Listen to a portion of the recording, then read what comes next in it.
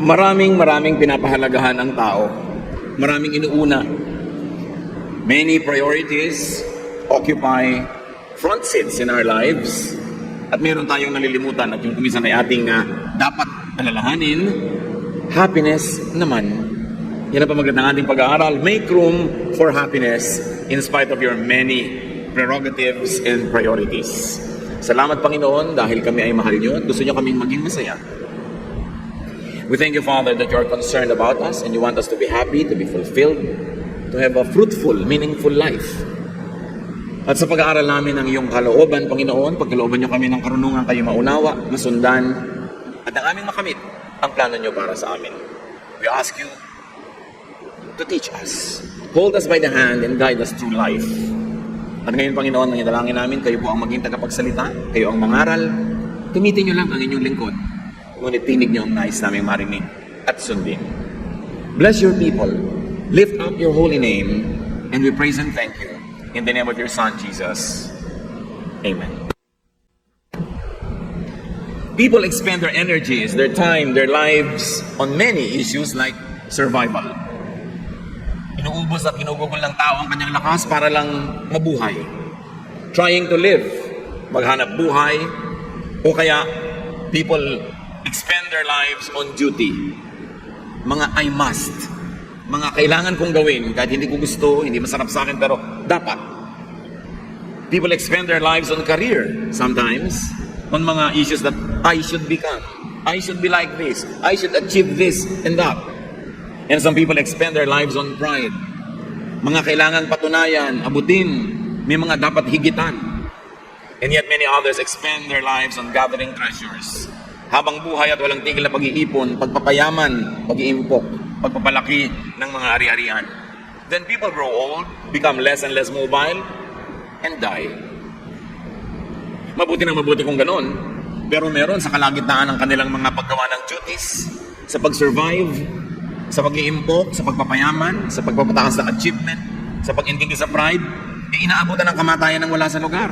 At wala sa panahon, batang-bata, hindi pa nagmi-midlife or just in the middle of life, people die. And then you ask yourself, is this what life is all about? Ang buhay lang ba ay para maghanap buhay?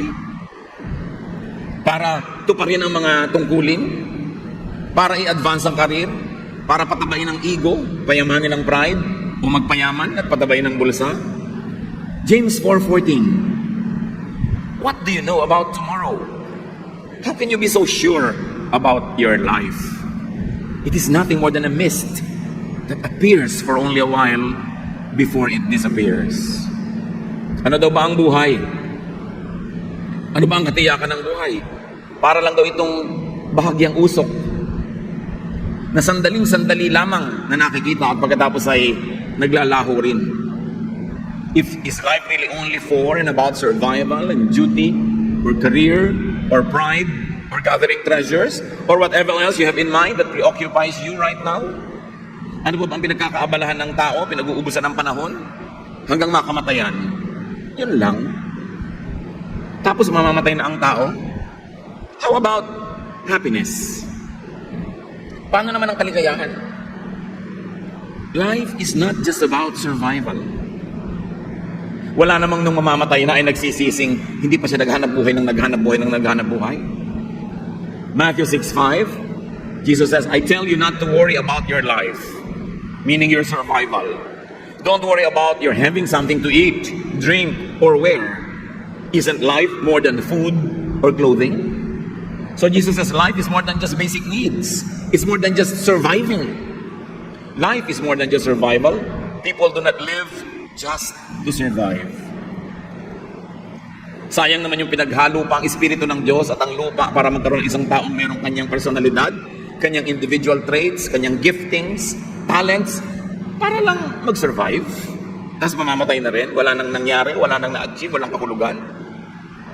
The people of God should go beyond survival issues as soon as possible and be able to focus on the essence of life. Nakakalungkot na maraming tao, mamamatay na lang sa katandaan, survival pa rin ang issue. Paano pa rin magkaroon ng food, drink, and shelter? That's why we should always work early, work hard enough to graduate from grinding poverty as soon as possible, to to be able to transcend survival levels in spite of the many needs of life, to make room for higher pursuits. Nakakalungkot ang mga buhay na wala nang ibang narating, na abot, na unawa, nagawa, kundi maghanap buhay na lang, isang kahig, isang tuka, at pagkatapos kamatayan na yon. Hindi ganun ang kalooban ng Diyos. Kaya kalaban ng mga anak ng Diyos ang karukhaan. Dapat mapagtagumpayan, malampasan sa pamamagitan ng pagsisikap, pananalangin sa Panginoon, at pagtuklas sa mga ibinigay niya sa ating mga likas na talino at kalakasan upang ito'y magamit para tayo makapaghanap buhay, malampasan ang basic needs at makagraduate sa mas matataas na kahulugan ng buhay. Life is not just about duty. Wala namang mamamatay na naghihingalo, nagsisising, hindi pa siya tumanggap ng mas maraming responsibilidad, mas maraming duty sa buhay. Matthew 8:21-22 about a man who was so concerned with duty. Another disciple said to Jesus, "Lord, let me wait till I bury my father." Jesus answered, "Come with me and let the dead bury their dead." This is a very, very clear importance that Jesus attached to your freedom from responsibility. Para sa atin, lalo yung tayong mga taga-silangan tulad ng mga Israelites, napakahalaga na mailibing natin ang magulang natin, mailibing natin ang mga mahal natin sa buhay, na isang sagisag ng mga tungkulin. Tungkulin, pananagutan sa kapwa, pag-aalaga, pagtingin sa ikabubuti ng mga mahal natin sa buhay. Pero sa kabila nun, sinabi ng Panginoon, nung may niyayaya siyang sumama sa kanya, at sabi, "Saka na po ililibing ko pa tatay ko eh." Sabi, "Hayaan mo na yung mga patay ang maglibing sa patay, ang aasikasuhin natin ay ang mga buhay, sumama ka na sa akin, ngayon na." Hindi naman siya tinuruan na maging walang utang na loob sa magulang o maging walang kwentang tao, pero ipinapakita ni Jesus, hindi ka lang nabubuhay para sa kanya mga domestic duties. Hindi ba napakarami mga tao hindi na nakagraduate sa domestic duties? Nag-alaga na ng anak, pagkatapos mag-aalaga pa ng apo hanggang kamatayan na hindi na lumaya kahit kailan. Kaya napakahirap ng mga anak na hindi nagpapakatino. Ma-aksidente ka, makukulong ka, o magkakaroon ka ng permanente kapansanan dahil sa kapabayaan.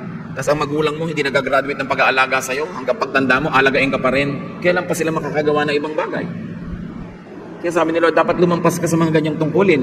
May iba pang dahilan kung bakit ka nabubuhay. Hindi naman ibig sabihin talikuran natin ating mga tungkulin, pero gawin na agad, tapusin na, at turuan ang lahat ng kasama natin na maging responsable din para hindi ka naman laging ikaw na lang ng ikaw nakatali sa duty na wala ka nang magawa na iba pa. People should be able to do their duties, then go beyond just doing their duties, to graduate from duties to higher meanings of life. People should be able to focus most of their lives on what is truly meaningful to them. Hindi what is meaningful to their community, to their family, to their loved one, na natali na lang sila doon, na parang wala silang sariling buhay, sariling espiritu, at sariling pagtawag ng Panginoon sa kanila. Meaning, not to others, but meaning, and not to people's expectations and impositions, but to be able to attach meaning to your life according to what life means to you. What is important to you after you have done your duties to others. So be free from duties, from so many commitments and so many entanglements, as much as and as soon as possible. Do your duty, then move on. Hindi yung mga anak na naging duty na nila na mag-alaga ng magulang, ng kapatid, mamaya pamangkin naman, mamaya mga apo naman ng nanay nila. Hindi na sila gagraduate para makamove on naman sa ibang bagay. Do your duty, pay your dues, but don't get stuck with duties, because God wants you to do many other things, especially things that are meaningful to you, because God loves you, and it is important to God what means a lot to you. Pati ang Biblia, marami pong itinuturo ng pagpapalaya sa sarili, kahit pa nga dun sa mga legally bound. Sabi, kailangan makawala ka kung bigla ka natauhan na natali ka pala ng sobra. Proverbs 6:1-5, "My child, suppose you agree to pay the debt of someone who cannot pay alone. Then you are trapped by your own words, and you are now in the power of someone else. Here is what you should do. Go and beg for permission to call off the agreement. Do this before you fall asleep or even get sleepy. Save yourself just as a deer or a bird tries to escape from a hunter." Kung bigla ka nagkamali, pumirma ka ng kasulatan, nag-commit ka na magagaranti ng utang na may utang kasi hindi siya makabayad, na-realize mong, di ikaw ngayon na magbabayad. Ikaw ang matatali, ikaw ang mahihirapan. Sabi, kung mawala ka sa usapan na yan, in the first place, hindi ka dapat sumuot at sumuong sa kanyang mga responsibilidad na hindi mo naman kailangan gawin. Call off the agreement is what the Bible says. Save yourself, escape Tulad nung kung paano gustong tumakas sa mga ibon na nahuhuli ng mga bitag, kung paano gustong tumakas sa mga usa na nahuhuli ng mga traps, magpumiglas ka, huwag kang magpahinga, magmadali ka, set yourself free. Huwag kang pupunta sa mga commitment na hindi ka tiyak. Kaya nga yung mga lagi nagtatanong sa akin, nakatakda na po ako ikasal pero may duda ako, ano po kaya ang gagawin ko? Call it off! Nakakahiya po, nag-usap ng mga pamilya, nakakahiya, may ganito na. Mahihiya ka na ngayon kaysa mahihiya ka next month, maghihiwalay din kayo, kahihiyan din yun. Dahil kung talagang kayot kayo, lumipas man ng linggo o buwan, kayot kayo pa rin yun, magkakabalikan kayo. Paano kung nagpakasal ka agad, hindi ka tiyak. Tapos yung pala, hindi naman siya ang para sa'yo. Hindi ikaw ang para sa kanya. And to make it worse, may iba kang natagpuang siya palang bagay sa'yo. Paano? Committed ka na.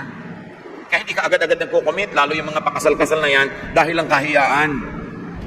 Nagkamali po kami, may nangyari na. Nagkamali na pala kayo, dadagdagan nyo ng pangalawang pagkakamali, magpapakasal kayo nang hindi kayo handa. May magiging pangatlong pagkakamali yan, maghihiwalay naman kayo ngayon. Bakit dadagdagan mo at pahihirapan mo ang tali sa buhay? Life is not just about commitments and duties. Life is not just about career. Merong hindi na matapos-tapos sa pakipagpaligsahan, pakikipag-contest. Na-prove na ang lang dapat ang i-prove, na panalunan na ang dapat ng panalunan, nakuha na ang lahat ng dapat kuhaning tagumpay, ayaw pa rin tumigil. Wala namang nung mamamatay at naghihingalo, nagsisi na hindi pa siya nagdagdag ng career, nagdagdag ng award, nagdagdag ng ganito at ganong karangalan sa kanyang buhay. Ecclesiastes 4:4, then I realized that we work and do wonderful things just because we are jealous of others. This makes no more sense than chasing the wind. Sabi niya, alam niyo, napag-isip-isip ko, ang daming ginagawa ng tao, na kaya ka lang talagang nagpapakahusay, nagpapakagaling, meron ka lang gustong talunin. Nagpapaka-first honor ka, hindi dahil talagang uhaw na uhaw ka sa karunungan, at gusto mong matuto, gusto mo lang mas mataas ang grade mo kaysa doon sa katabi mo. Palaki ka ng palaki ng bahay, hindi naman dahil kailangan mo, kundi dahil gusto mong talunin yung isang kumari mo sa kabilang barangay na ang laki ng bahay. Sabi, ang dami nating ginagawa.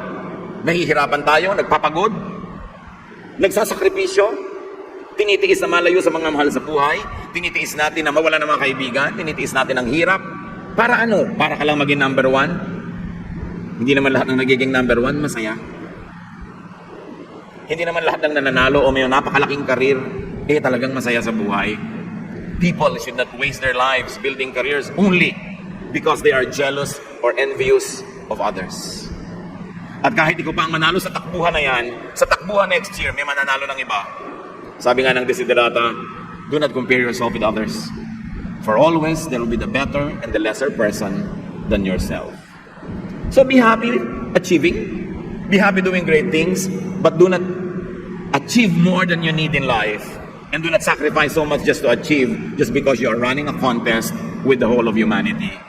It is vanity. It is a chasing after the wind. Sayang ang life. Sayang ang time. Sayang yung months and years. Careers do not define life. Careers can add spice to life. Careers can bring good things to life, but you don't live and you don't dedicate your entire life just to have a career.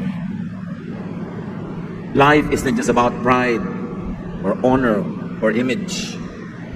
Wala namang namamatay itong naghihingalo, nagsising sayang, hindi ko pa nadagdagan ng pride ko. Sayang, mas hindi ko napaganda ang image ko. Lagi ang pinanghihinayangan, sayang, hindi ako nakapag-google ng maraming panahon, nakasama kayo ng mga mahal ko sa buhay. Sayang, hindi ako nakapasyal ng mas marami pa. Sayang, hindi tayo tumawa at kumain ng mas marami pang beses mga mahal ko sa buhay. People work, sacrifice, do all sorts of things just to feed their ego, their pride, and their image. Aanin mo ang image. Ang mahalaga, masaya, payapa, tahimik ang buhay. Maraming mga magulang, sobrang i-drive ang mga anak, minsan to the point of cruelty, just because of image, just because of what people will say. Kailangan mag-pretend ka, kailangan mukha kang mahusay for the sake of what people will say. These people that will say things will never make you happy anyway. Dapat mahalaga sa atin mga kapatid kung sino ang mahalaga. Sino ang papahalagahan natin? Yung pag natumba ka dyan, yung magbabangon sa'yo. Yung pag nagkasakit ka, mag-aalaga sa'yo. Yung pag namatay ka, maglilibing sa'yo. Yun ang mahalaga. Hindi mga kapitbahay na chismosa. Hindi mga critics sa kailangang impresen. Ang mahalaga, yung taong nagpapahalaga rin sa'yo. Kadalasan nalilimutan natin yon. In our strive for pride, for honor, for image, we neglect, and sometimes we are even cruel to those who love us. Aanin mo ang paghanga ng madla. When you talk to everyone, you talk to no one. When everyone adores you, it doesn't mean any one of them in particular loves you. Kaya dapat pinapahalagahan natin. Bakit? Again, sayang ang panahon. Sayang ang buhay. What is life? Sabi sa Bible, 70 years. At kung malakas ka, 80. Kung sobra kang pinapalad, baka madagdagan pa. Pero pagkatapos noon, the dust returns to the ground where it came from, and the spirit returns to God. Sayang yung buhay kung hindi ka naging masaya. Kung hindi ka nagpasaya ng mga nagmamahal sa'yo, at hindi ka naging mapayapa at tahimik. Feeding one's pride is a waste of time, talent, and energy, and a waste of life itself. 1 John 2:16, our foolish pride comes from this world. And so do our selfish desires and our desire to have everything we see. None of this comes from the Father. Sabi lahat ng ito yung mga kahangalan lamang. Mga paghahangad na nanggagaling lang dito sa lupa, hindi ito nanggagaling sa langit. Wala itong kahihinatnan at walang mapapalang mabuti ang mga taong gugugulin ng panahon nila sa pride of life, lust of the flesh, and lust of the eyes. Life is not just about gathering treasures. Up to a point, it is important to have treasure. Pero dapat alam natin kung hanggang saan lang ang necessary. Because every treasure we add to our lives, sometimes ang mahal ng bayad. We pay with time. We pay with talent. We pay with other treasures. And most of the time, we pay with relationships. Na sa pagpapayaman, kumisan ang nasasacrifice, aking pakikipagmabutihan sa kapwa. Sabi ng Panginoong Jesus sa Matthew 6:19, don't store up treasures on earth. Moths and rust can destroy them, and thieves can break in and steal them. Sa isang iglap, lahat ng iniipon mo pwedeng manakaw, pwedeng masunog, pwedeng bahain, pwedeng matapunan ng lahar. Ang daming dilubyo na pwedeng mangyari sa iniipong kayamanan. Hindi naman sinasabing huwag kang magkaroon ng sobra, pero huwag kang magpakasobra-sobra sa paghanap ng sobra dahil maraming masasakripisyo sa buhay.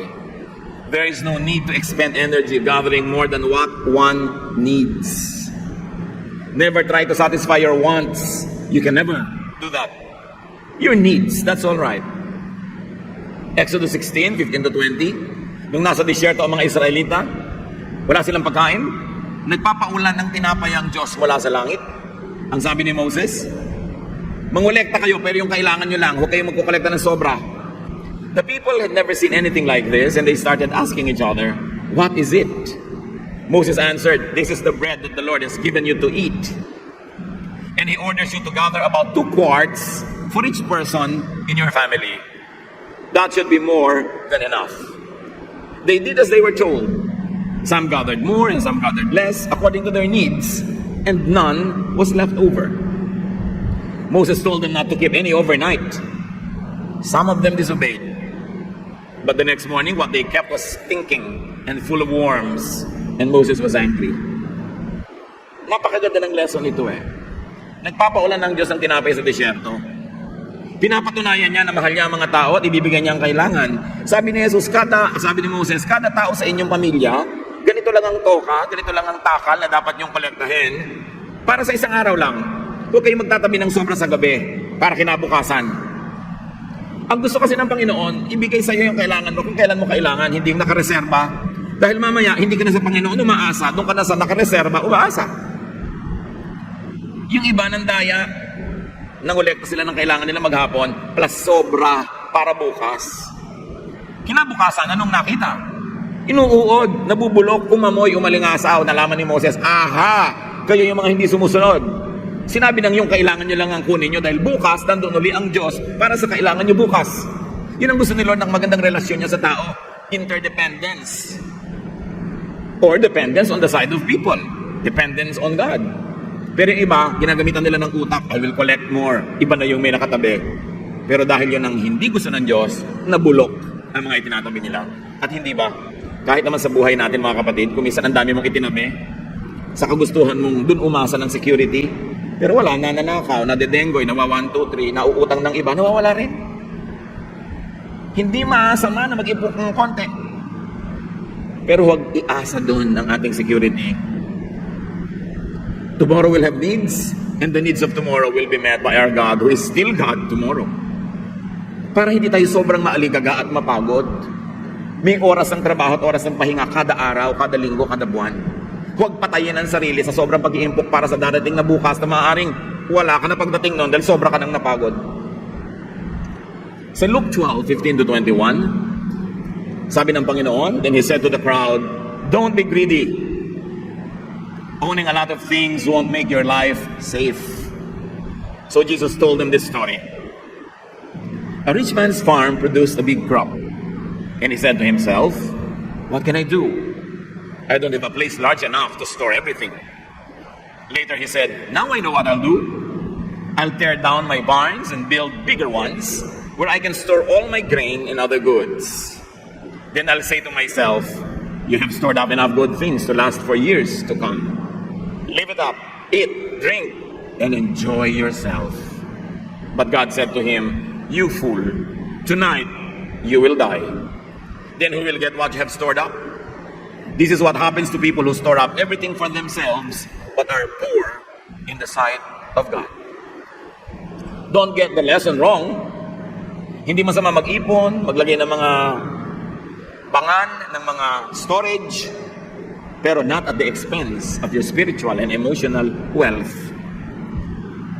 Kaya yung tao dito sa kwento, sobrang nag-ipon, nagpalaki ng mga taguan, at sabi niya, wow, makaka-relax na ako buong buhay, ang dami ko nang may enjoy na nakatago. Sabi ng Panginoon, you're a fool, because today you will die, tomorrow you will not be around to enjoy what you have worked for. Sobrang inubos mo ang oras mo sa pagtatrabaho, pagpapalaki ng mga taguan mo ng kayamanan, napagod ka ng napagod, pero hindi mo na mai-enjoy ang bunga noon kasi bukas patay ka na. At ito daw ang paningin ng Panginoon sa mga taong walang ginawa kundi pag-ipunan ng tungkol sa kanilang sarili, pero ang totoo noon, sa tingin ng Diyos, napakahirap nila, napakamaralita nila, kahit marami silang material wealth. Poor in the sight of God could mean sinful and spiritual, but it could also mean deprived of peace, deprived of rest, pleasure, and happiness, which is what Jesus wants for us. Sabi niya, "Come to me all of you who are tired and heavy laden, I'll give you rest. I'll give you what you need. I'll give you peace." And Solomon in all his wisdom says, it's very, very important to enjoy life, to have pleasure, to enjoy life with the ones that you love. And people who don't enjoy life with the ones that they love, people who don't have peace, people who don't have comfort, rest, because they are killing themselves, trying to do their duties, to survive, trying to make wealth, trying to expand their horizons, trying to fill their ego with achievements. Ang tingin ng Panginoon sa mga taong ito, mahirap. Kasi yung tunay na kayamanan na gusto ipagkaloob ng Panginoon, kapayapaan, katahimikan, kasiyahan, kaligayahan, wala sa kanila. So mahirap sila. Kahit mayaman sa material things. Ngayon, kung mayaman ka na sa material things, mayaman ka pa sa spiritual things dahil marunong ka magpahinga, marunong ka magbigay sa kapwa, hindi ka gahaman, hindi ka sobrang umaasa lang sa iyong kayamanan, di mayaman ka both sides of the fence. And this is possible. God can bless you both ways. Just don't be blinded by fear of hunger, by fear of abandonment, because God never leaves us nor forsakes us. Because God is here today, and He's the same yesterday, today, and tomorrow. Living for survival, duty, career, pride, gathering treasures, meaning living for non-essentials, could rob one of what are essential in life, like enjoyment, rest, peace, love, godliness, and happiness. The wisest man that walked the face of the earth, definitely the biggest giant in terms of wisdom in the Old Testament, Solomon says, this is what life is all about. Be happy and enjoy it. And Jesus, the giant of all time, and definitely the most important character of the New Testament, says, I want to give you rest. Love people. Be in love with life. And this is the same man who was called by the religious establishment as a glutton and a drunkard because always attending dinners. He was having a good time with people, even with sinners. He fellowshiped with them to win them for the kingdom of God. And these are the two great examples of the Old and the New Testament that believers must make their models. Not hermits. Not people who always teach us na huwag kumain, magtiis, magdusa, magsakripisyo, magtrabaho na magtrabaho to death. These are not the models. Jesus, the perfect example, was a man who had a balanced life. He knew how to be with people, how to enjoy with people, and the people around him obviously enjoyed him too. Kaya sila ay palagay ang loob sa kanila. Then what life is for? Live to do God's will. Live to enjoy. Live to be happy. Yun ang mayaman sa tingin ng Diyos. Kahit gaano karami ang pera mo sa bulsa, mabuti kung marami, pero kahit konti o kahit wala, if you are living doing God's will and enjoying life, whatever God gives you, you have contentment and you know how to make much of little, and you live to be happy, you make people around you happy, and you are happy yourself, you are rich. Because God wants you happy. Ecclesiastes 12:13, everything you were taught can be put into a few words. Respect and obey God. This is what life is all about. Now, magkalinawan tayo. Ano bang ibig sabihin ng respect and obey God?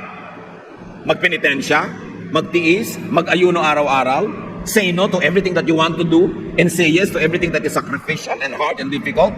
I don't think so. Because Jesus says in John 10:10, I came so that you might have life and have it abundantly, so that you will have it to the full. In other words, that the will of God through Jesus is that we have the full, abundant life. Sobra kasing nag-glorify sa relihiyon yung laging nag-fast, yung laging nagtitiis, laging saying no to physical needs and physical wants. Samantalang Diyos din naman ang nag-design ng ating katawan at siya din ang nag-design ng ating mga needs. So bakit lagi mong sasabihin ng no? Diyos ang nag-design nun. So respect and obedience to God means respecting what is natural in you, what is true in you, and giving your body what it needs and wants, so long as you don't steal it from others. And so long as you don't sell your soul to the devil just to have what you want. But to keep on denying yourself, hurting yourself, is really the opposite of respecting God who wants you to be happy. Respect ba sa God yung lagi kang hirap na hirap? Kahit sinasabi po pa na sa ministry, Jesus says, come to me and I'll give you rest. My yoke is easy, my burden is light. Ganun tayo kamahal ng Diyos, pati ang pagpapahinga, iniutos niya as one of the 10 commandments para matiyak niya na magpapahinga ang mga tao. Respect for God means resting in the right time. Pero syempre, hindi naman araw-araw rest. 6 days of labor must be broken by a day of rest. God is very good. God is very kind. We've got to get reacquainted with God and His true intention for people. Respect in God's design by being relaxed and rested and at peace. By being happy. Huwag nating masamain ang kasiyahan kasi hindi sadista ang Diyos. Gusto niya tayong masaya. Kaya si Solomon na pinagkalooban ng pinakamataas na uri ng karunungan, ano ang kanyang centerpiece teaching, Ecclesiastes 8:15. So I think we should get as much out of life as we possibly can. There is nothing better than to enjoy our food and drink and to have a good time. Then we can make it through this troublesome life that God has given us here on earth. Sabi niya, oo, alam naman nating lahat, maraming hirap ang buhay, maraming sakit. May mga mahal ka sa buhay na may sakit, namamatay, hindi matutupad lahat ng pangarap. So ano na lang ang comfort nating mga tao? Let's make do with what is available. Let us enjoy the food and the drink that God gives us. Let's have a good time because that's how we are fortified and strengthened to face many dark days. Ecclesiastes 7:14, when times are good, you should be cheerful. And when times are bad, think what it means. God makes them both to keep us from knowing what will happen next. So basta may pagkakataong sumaya, magsaya, huwag sayangin ang pagkakataon. Pagkakataon ng sumaya, may naglilibre, kain. May naghahanda, pumunta ka, mag-enjoy ka. Kasi may mamamatayan din. Pupunta ka rin, mag-aabuloy ka, malulungkot ka, makikipaglibing ka rin. Kaya buti na yung maraming bao na kaligayahan sa buhay. Para may nawi-withdraw ka na happiness in times of sadness. At ang balance pa rin dapat, kahit maraming nawi-withdraw, happiness pa rin. Mag-ipon ka ng maraming happiness sa puso. Create good times so you would be happy.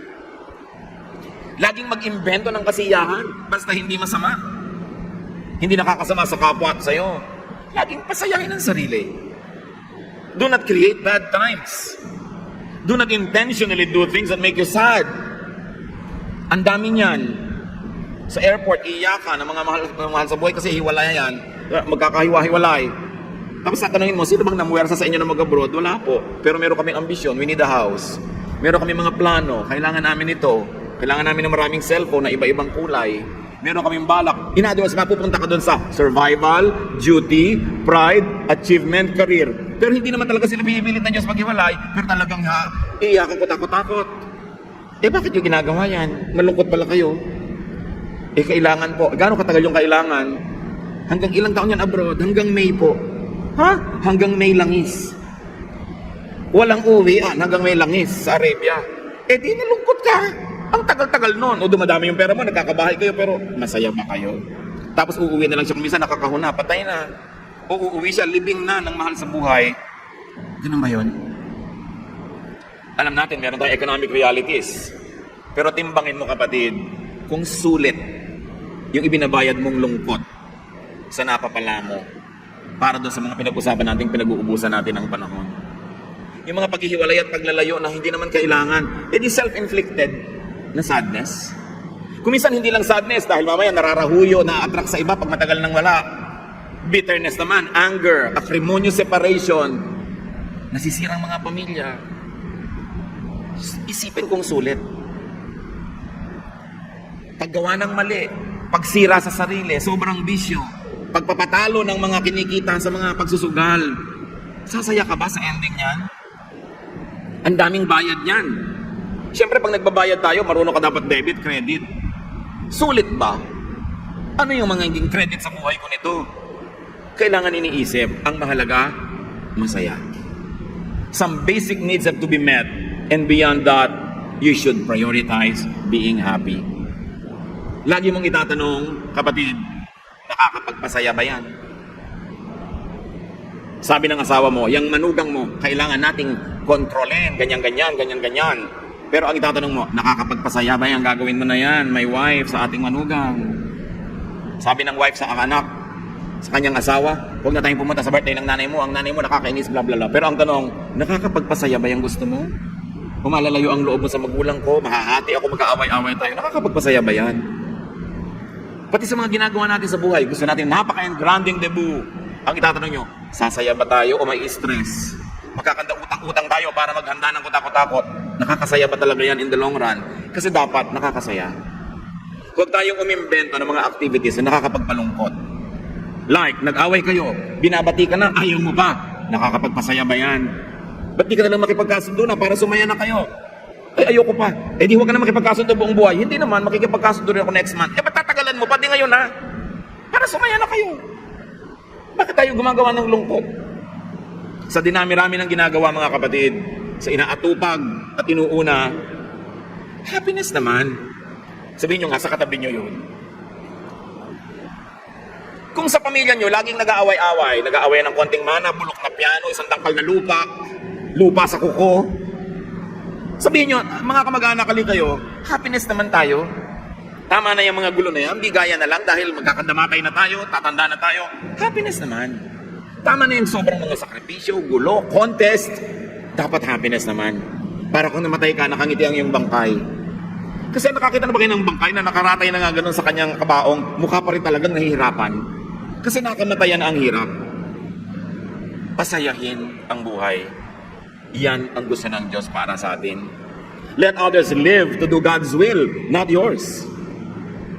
At syempre, sa pagpapasaya ng buhay, hindi lang buhay mo, buhay din ng kapwa. Do not dominate others. Hayaan mong hanapin nila ang pangarap nila, sundin nila ang kagustuhan nila, ibigin nila ang gusto nilang ibigin, mahalin nila ang gusto nilang mahalin. Kasama yun sa pagpapasaya ng buhay. Hindi idinidikta sa mga anak kung sinong mamahalin nila. Bagamat we can advise, and because of experience, many parents can detect a problem in-law to be. Kaya makikinig kayong mga anak sa mga magulang, but at the end of the day, yung magpapakasal, yung iibig, ang magpapasya. At ano man ang gawin niyang pasya, lalo't pinakasalan at asawa na, mga biyanan, tanggapin nyo na ng buong buo. Kasi asawa na yan ang anak nyo. Magulang ng inyong apo. Ayaw nyo pang tanggapin, iniirap-irapan nyo, sinisipa-simangutan. Nakakapagpasaya ba yan? Yun ang tanong. Ano ba makakapagpasaya? Di tanggapin mo na, total miyembro na ng pamilya mo. Nakakabit na sa kanya yung apelyido nyo ng inyong marangal na angkan. Di tanggapin mo na para masaya. Do God's will, not yours. Let others live to enjoy their way in their terms, not in your terms. Malakas magpalungkot yung dinodomina mo ang kapwa. Ikaw ang nagdidikta sa kanya kung paano siya mabubuhay. Not even God does that. Let others live to be happy. Gawin nating ministry, mga kapatid, magpasaya ng kapwa. Yung iba, ang daming ministry sa church, ha? Makuba-kuba na sa ministry. Wala nang oras sa sarili at sa pamilya sa ministry. Pero wala namang napapasaya. Yung iba nga, ang ministry pa, mamintas. Mang chismis, mang judge. Look, magpasaya tayo ng kapwa. Ang magandang mission yon. Kahit wala kang doktrina, kahit wala kang official title, pag nagpapasaya ka ng kapwa, ang tingin sa'yo ng Diyos, ang galing-galing na worker, ang yaman-yaman, ang buti-buti. Kasi ang ministry ni Jesus, magpasaya ng tao. Tumanggap ng tao, magmahal sa tao. Set people free, especially if you have the power over them. Power is given by God. Use power to act like God, and God loves. God sets free. God nourishes. Kung tayo nakakahiram ng kapangyarihan, ano man yon, gamitin natin para magpasaya, hindi para magpalungkot. Gamitin natin para magbigay, hindi para magnakaw sa kapwa. Gamitin natin to make the world a better place. And always ask the question, pampasaya ba yan? Pag meron kayong tantrum, meron kayong palabas sa buhay, may arte, itanong mo muna sa sarili mo, manalamin kayo kapatid, sabihin nyo, pampasaya ba ang arte mo? Kung hindi, tigilan. Sayang ang buhay. Sayang ang taon, ang buwan, ang linggo, ang araw, ang oras. Kung lungkot, imbes saya ang ating kapiling. Sa mga puro na lang survival, duty, career, pride, gathering of treasures, happiness naman. Life is short. Happiness for you and your loved ones, and very especially, happiness for those who love you. Pasayahin natin yung mga nagmamahal sa atin. Huwag natin silang laging punuin ng worry, pag-aalala. Patahimikin natin ang loob nila. Mga anak, kung gusto ng mga magulang yung umuwi kayo ng maaga para mapayapa ang loob nila, pasayahin nyo sila. Huwag yung papag-alalahanin. Be responsible parents para ang mga anak hindi natatakot, na insecure about their future. Alam nyo, nagtatalo, nag-aaway ang mag-asawa, na insecure ang mga anak, baka maghiwalay sila, paano kami? Be kind to those who are around you. Why do things that prevent happiness? This is the greatest deception of the devil. When you are induced to do things that make you and other people unhappy, this is not the work of God. This is the deception of the evil one. Why do things that cause unhappiness? Ama namin, salamat sapagkat kayo'y mahal namin at mahal nyo kami. Salamat dahil gusto nyo kami maging maligaya sa buhay. Ipamukha nyo sa amin kung anong mga pagkukulang namin na lumilikha ng lungkot sa aming sarili at sa kapwa. Turuan nyo kami maging responsible para sa aming sarili, para rin sa iba, para mas maraming sumaya, mas madalas, mas tumagal ang kasiyahan, at maharap namin ang lahat ng hamon ng buhay na cheerful, empowered by you and by your love. And Lord, as we make others happy, as we make ourselves happy in good ways, may we glorify you and may we give you delight. Pagbulay-bulayan natin sa mandali mga kapatid ang kahulugan ng mga pinag-aralan natin na ito at hingan sa Diyos ng application sa pang-araw-araw na buhay. Let's bow before the Lord and spend some time in silence. Oh Lord, teach everyone. Kayo na nakakaalam ng bawat detalye ng buhay ng bawat isa. Teach us how we can be happier and how we can make other people happy. And we thank you that you want us to be happy. Be alone with the Lord in silent reflection.